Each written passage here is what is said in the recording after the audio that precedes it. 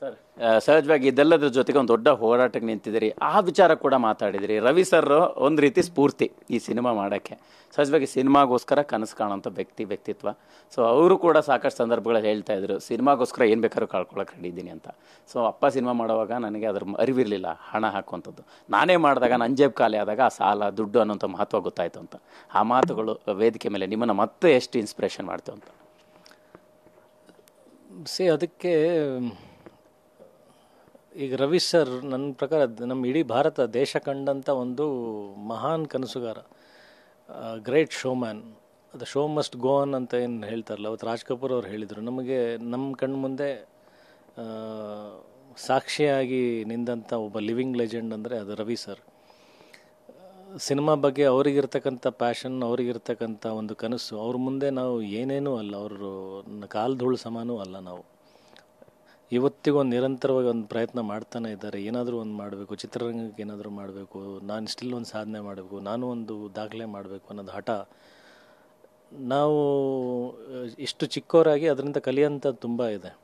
ಅವ್ರ ಪಕ್ಕದಲ್ಲಿದ್ದು ಒಂದೊಂದು ಮಾತುಗಳು ಕೂಡ ಅದು ದೋಸ್ ಆರ್ ಗೋಲ್ಡನ್ ವರ್ಡ್ಸ್. ಭಾಳ ಸೂಕ್ಷ್ಮವಾಗಿ ಗಮನಿಸಿದ್ರೆ ಒಬ್ಬ ಫಿಲ್ಮ್ ಮೇಕರಾಗಿ ಅರ್ಥ ಆಗೋದಕ್ಕೂ ಒಬ್ಬ ಸಾಮಾನ್ಯ ಪ್ರೇಕ್ಷಕನಾಗಿ ಅದನ್ನು ಕೇಳಿ ಅರ್ಥ ಮಾಡ್ಕೊಳ್ಳೋದಕ್ಕೂ ಭಾಳ ವ್ಯತ್ಯಾಸ ಇದೆ.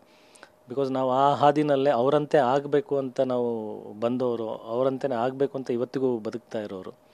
ಸೊ ಪ್ರತಿಯೊಂದು ಮಾತು ನಮಗೆ ಒಂದು ಗೋಲ್ಡನ್ ಲೈನ್ಸ್, ಗೋಲ್ಡನ್ ವರ್ಡ್ಸು. ಅದು ಅಂದರೆ ಅಷ್ಟು ಗಾಢವಾಗಿ ಕೂಡುತ್ತೆ. ನಾವು ಒಂದೊಂದು ಪದನೂ ಅವ್ರು ಹೇಳಿದ್ದು ಯಾವತ್ತೂ ಮರೆಯಲ್ಲ. So hats off to Ravi sir. Final ಅದೇ ಅವರು ಪ್ರತಿ ಸಾರಿ ಬಂದಾಗ ತಮಾಷೆಯಾಗಿ ಮಾತಾಡೋದನ್ನು ನೋಡಿರ್ತೀವಿ. ಸೊ ಇವತ್ತೆಲ್ಲೋ ನಿಮ್ಮ ಅಭಿಪ್ರಾಯಗಳನ್ನು ಕೇಳಿ ಬರುವಾಗ ಭಯ ಆಯಿತು ಅನ್ನೋಂಥ ಮಾತನ್ನು ವ್ಯಕ್ತಪಡಿಸಿದರು. ಆ್ಯಜ್ವಲ್ ಒಂದು ಸಾಲದ ವಿಚಾರ ಬಂದಾಗ, ಹಣಕಾಸಿನ ವಿಚಾರ ಬಂದಾಗ ಅಜಯ್ ಸರ್ ಈಗ ಎಷ್ಟರ ಮಟ್ಟಿಗೆ ಗಟ್ಟಿ ಆಗ್ತಾ ಇದ್ದಾರೆ ಈ ಎಲ್ಲ ಹಂತಗಳನ್ನು ದಾಟಿ ಕೊನೆಗೂ ಸಿನಿಮಾ ರಿಲೀಸ್ ಅಂತ ಬಂದಾಗ ಅಂತ? ಅಲ್ಲ, first of all Ravi sir ಆ ಮಾತು ಹೇಳಿದ್ದು ನಾನು ಆಗಲೇ ಹೇಳಿದ್ನಲ್ಲ, ಒಬ್ಬ ಸಿನಿಮಾ ಮೇಕರ್ ಆಗಿ ಅರ್ಥ ಮಾಡ್ಕೊಳ್ಳೋದಕ್ಕೂ ನಾರ್ಮಲ್ ಒಬ್ಬ ಪ್ರೇಕ್ಷಕ ಅರ್ಥ ಮಾಡೋದಕ್ಕೂ ಭಾಳ ವ್ಯತ್ಯಾಸ ಇದೆ.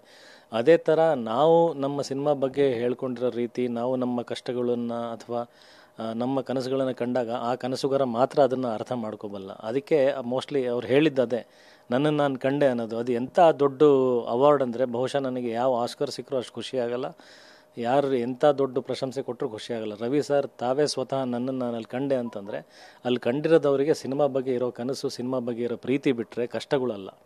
ಅವರು ಭಾವುಕರಾಗಿದ್ದರು, ನನ್ನಂತೆ ಕೂಡ ಇನ್ನೊಬ್ಬ ಕನಸು ಕಾಣೋನು ಇದ್ದಾನೆ, ಆ ಥರದ್ದು ಯುವ ಪೀಳಿನಲ್ಲಿ ಒಬ್ಬರು ಬರ್ತಾ ಇದ್ದಾರೆ ಅನ್ನೋದು ಅವರಿಗೆ ಇರತಕ್ಕಂಥ ಭಾವನೆ ಬಿಟ್ಟರೆ ಅದರದ್ದು ಬೇರೆ ಯಾವ ಅನ್ಯ ಅರ್ಥಗಳು ಇಲ್ಲ. ಸರಿ, ಅದಾದಮೇಲೆ ಇನ್ನೊಂದು ಪ್ರಶ್ನೆ ಕೇಳಿದ್ರಿ ನೀವು ಸರ್. ಅದೇ ಅಂದರೆ ಅವರು ಬಂದಾಗ ತಮಾಷೆ ಮಾಡ್ತಾ ಬರ್ತಿದ್ರು, ಭಯ ಆಯಿತು ಅನ್ನೋ ರೀತಿಯಲ್ಲಿ ಹೇಳಿದ್ರು ಅನ್ನೋಂಥದ್ದೇ ವಿಚಾರ. ಅಂದರೆ ನಿಮ್ಮ ಇರೋ ಘಟನೆಗಳನ್ನ ಎಲ್ಲವನ್ನು ನೋಡಿ ಬಂದಾಗ ಅಲ್ಲ, ಅದೇ ಕನಸುಗಾರ ಒಬ್ಬ ಕನಸುಗಾರನ ಕಂಡ ಅಷ್ಟೇ. ಎಸ್ ಸರ್, ಫೈನಲಿ ಸಿನಿಮಾ ಥಿಯೇಟ್ರಿಗೆ ಬರ್ತಾ ಇದೆ. ಇಷ್ಟು ದಿನ ಇದ್ದಂತಹ ರೀತಿ ಬೇರೆ ಇರುತ್ತೆ, ಈಗ ಒಂದು ಎಕ್ಸೈಟ್ಮೆಂಟ್ ಬೇರೆ ಇರುತ್ತೆ. ಫೈನಲಿ ಹೇಳ್ತಾ ಇದ್ದೀರಿ ರಾಷ್ಟ್ರಪತಿಗಳಿಗೆ ತಲುಪಿಸುವಂಥ ಗುರಿ ಇದೆ ಅಂತ. ಸೊ ಅದರ ನಿಟ್ಟಿನಲ್ಲಿ ಹೆಂಗೆ ಪ್ರಯತ್ನ ಆಗ್ತಾ ಇದೆ ಅಂತ? ಪ್ರಯತ್ನ ಇಲ್ಲ, ಸಿನಿಮಾ ಬಿಡುಗಡೆ ಆದಮೇಲೆ ಸಿನಿಮಾದ ವಿಷಯ ಏನಂತ ಗೊತ್ತಾದಮೇಲೆ ಒಂದು ಎಲ್ಲಾದರೂ ಒಂದು ಕಡೆ QR ಕೋಡ್ ಅದು ಹೆಂಗೆ ಮಾಡ್ತೀನಿ ಏನಂತ ನನಗೆ ಇನ್ನೂ ಗೊತ್ತಿಲ್ಲ.